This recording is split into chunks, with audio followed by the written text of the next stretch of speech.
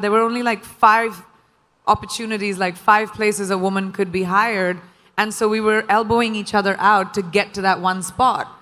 So the crux of the problem is the lack of opportunity for females. And the more opportunity we create for each other, the more sisterhood will grow. We're 50% of the world's population. That's right. We need to be represented in every field like that. We need to be empowered by each other, by the people who are in positions of power, by putting us in positions of power. So I realized many, many years ago that the more I champion women in my own small way, maybe I'll be able to create a world around me at least where, women run the show, because we kind of do it really well. We just aren't given the opportunity enough. Women. So every generation of women somehow has to fight for the right of empowerment for the next generation of women. How many of you drive? Do you remember there was a time when women couldn't? Today, we don't even think about it because those women fought for us. So how many of us vote as females? Put your hands up. There was a time we couldn't. Now we don't even think about it. So we, as women, everyone in this room and everyone in this world has a responsibility to our future daughter, to our future granddaughter, to change the world in a way where they don't have to think about lack of opportunity. They don't have to think about diversity. Diversity shouldn't even be a conversation. It should be normal. When we look around this room, there's not one kind of person. I don't even see one kind of person in one row. And that's our normal. And that's the world we will create for our daughters, for our kids. We will create men that empower the girls around them. We will create men that respect the girls around them and create a legacy for their children going forward. And I think that's our responsibility, and we need to take that really, really seriously. One of the things that I love about you is that you are now investing in tech and yes. And your manager also has been like a prolific investor within the space. And so I know you've invested in Bumble, and now you've invested in a tech incubator that's supporting young women who are learning how to code. Why is that important to you? I just love growing. Like I said, I think growing is a very important thing. And when I was very young, I started working when I was 17 years old. And I remember my mother telling me this really young, that women should be financially independent.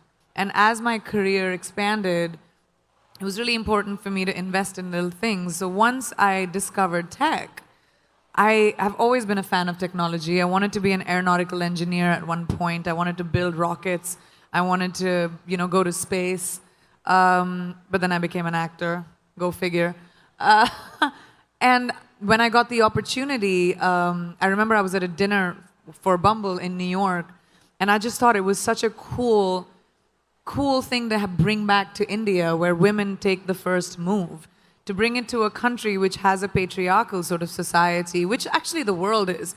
The world over is sort of patriarchal, and we as women need to fight to change that, to create that kind of equality, because no one's going to give it to us, and they're going to fight for us to have it. So it started from taking Bumble to India, and then my next investment is this engineering school, which is called Holberton, which was based on Betty Holberton. She was one of the first female engineers in the world.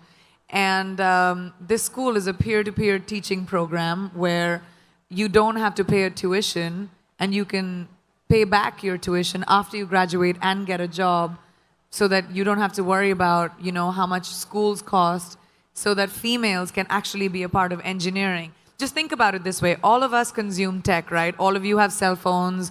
Everyone has computers. We're always online. Digital is such a big part of our lives, but the people creating technology, it's so skewed because it's mostly men. And these are men who decide what we as women need.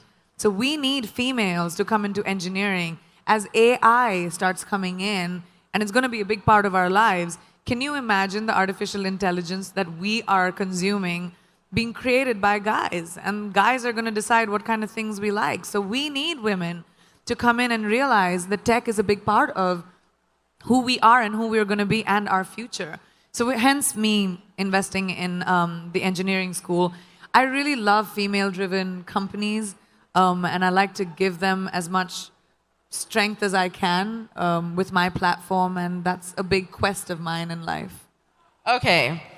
Beauty has always been a big part of your life. I know that when we asked you to come, I know that you had a genuine interest in beauty. What does beauty mean to you? I feel like you've answered that, but I think your perspective is even more interesting because you are in a constant time zone. You are flying around the world. You see a lot of different cultures. Where do you think global beauty is now going? Where is it going? I think travel and meeting different people of different ethnicities and different parts of the world is so important to expand our minds. Even if you just are interested in different countries or what kind of music people like to listen to or what are the stories or just being curious about different cultures instead of being scared of them.